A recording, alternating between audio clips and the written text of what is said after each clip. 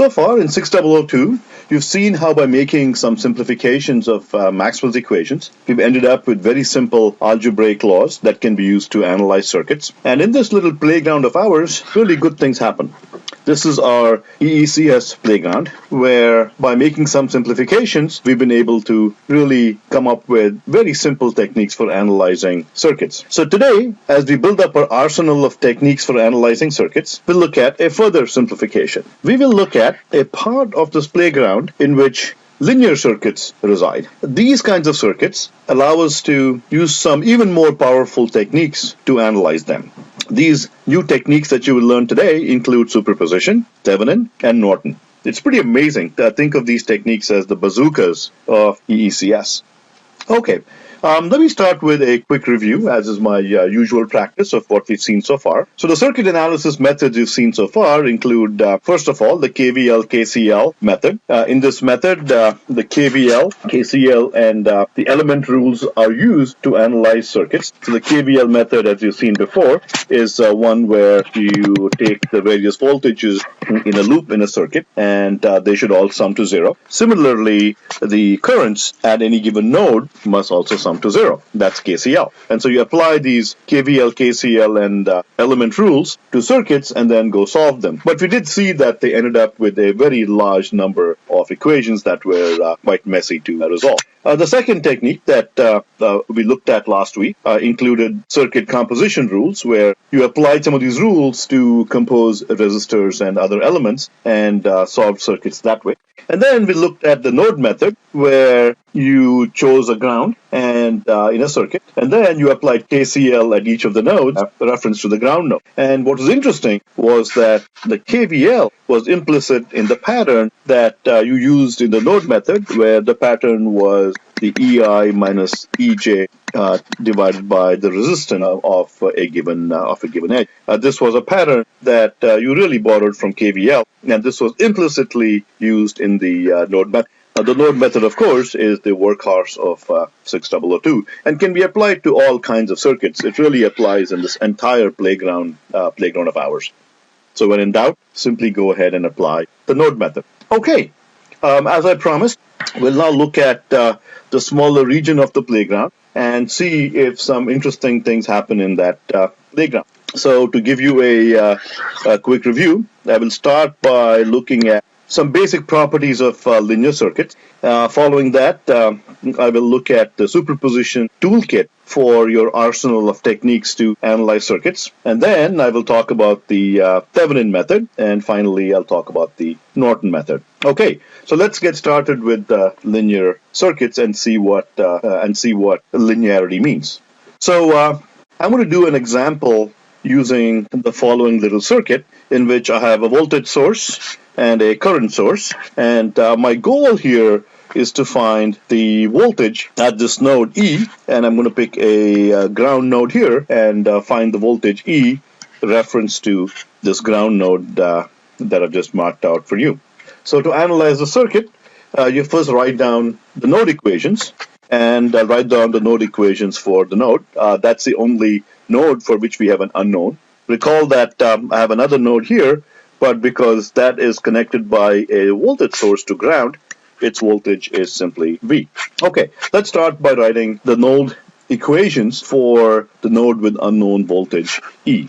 So let's start by looking at the current that goes from the node with voltage E to the left, and so I take E minus V divided by R1. That is the current headed in the direction from E to V, and then I add the current that is going down this edge, which is simply E divided by R2, and then I take the current that is headed in this direction, and that is simply minus I. According to the KCL rule, they all sum up to 0. So the first thing you will notice as you write the node equation right away is that this equation here shows you that it is linear in the various voltages and currents E, V, and I. In other words, you don't have no terms that are EV or V squared or VI and so on.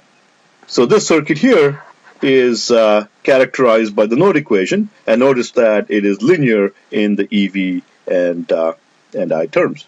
Okay, let's go ahead and look at this in some more detail, and I'm going to simplify the equation a little bit more to really get a much clearer sense of the linearity here. So I've written down the node equation, and I'm going to simplify it by rearranging some of the terms in the equation. So let me collect the various coefficients. So let me write down E on this side and look at and collect all the terms that multiply E. So I see a 1 by R1 term here. Let me write that down. I see a 1 by R2 term, and so E is my unknown. Let me collect the knowns on the right-hand side. So one of the knowns is I, so let me move it to the right-hand side and put that there. The other known is this one here, V divided by R1, and when I take it to the right-hand side, it becomes plus V divided by R1. So let me introduce a little bit of nomenclature here. So notice I've rearranged the terms, and I get some coefficients multiplying E, and that is the sum of the sources V and I, where V has been scaled by 1 divided by R1. So when you look at these terms, let's understand a couple of things. Let's understand a couple of things right away. So if you look at the coefficient of the unknown E, in general, when you have a much larger circuit, it is not a single value, but rather it is a matrix of values, and it's just good to know these terms. It's called the conductance matrix.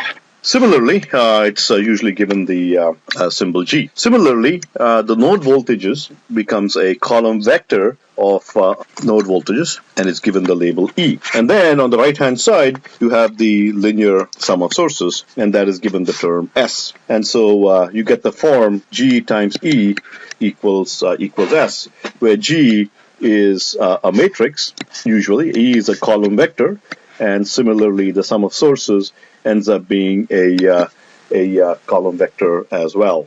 So with that bit of cultural background in terms of what these things are called in general, let me simplify them further. And what I get now is let's try to have E on the left-hand side all by itself and divide both sides by the coefficient of E. And this guy here, if I simplify it, becomes R1, R2 divided by R2 plus R1. So when I multiply out both sides by that, what I end up getting is I have V here and I have the I here. So what is the coefficient of V? So I multiply both sides by R1, R2, and so R1 and R1 cancel out. So I end up with R2 at the top, and I get R1 plus R2 down here. Similarly, so what do you think we get for I here? For I end up with R1, R2 divided by R1 plus R2 down here. So notice that the linearity becomes much more obvious at this point, where my unknown E is some constant coefficient times the voltage V and some constant coefficient times the current I. In other words, E is of the following form. E is some constant coefficient times my first source, some constant coefficient times V2, and so on, plus some other coefficient times I1, some other coefficient times I2, and so on. So if you look at this form here, notice that this is linear in the sources VI's and II's.